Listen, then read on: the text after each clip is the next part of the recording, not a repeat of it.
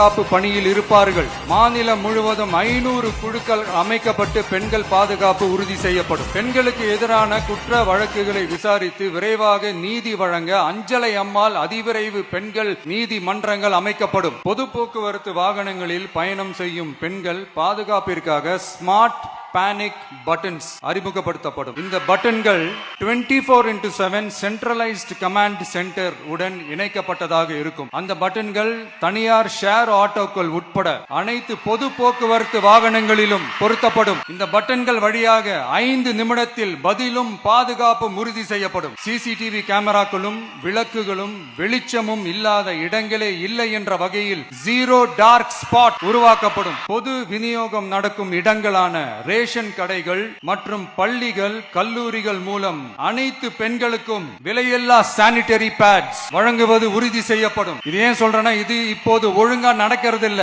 சிங்க பெண்கள் மேம்பாட்டு திட்டம் நிலுவையில் உள்ள கடன்களை திருப்பி செலுத்துவதன் மூலமும் பெண்கள் நடத்தும் சுய உதவி குழுக்களுக்கு 5 லட்சம் வரை வட்டியில்லா நிதியை வழங்குவதன் மூலமும் சுய உதவி குழுக்களின் உற்பத்தி திறன் மேம்படுத்தப்படும். தாய்மாமன் தங்க மோதிரம் திட்டம் தமிழ்நாட்டில் பிறக்கிற குழந்தைகளை வரவேற்கும் திட்டம் தான் தாய் மாமன் தங்க மோதிரம் திட்டம். தமிழ்நாட்டில் பிறக்கும் ஒவ்வொரு குழந்தைக்கும் அரசாங்கத்தின் ஆசீர்வாதமாக ஒரு தங்க மோதிரம் வழங்கப்படும். ஒரு பேபி வெல்கம் கிட்டும் வழங்கப்படும்.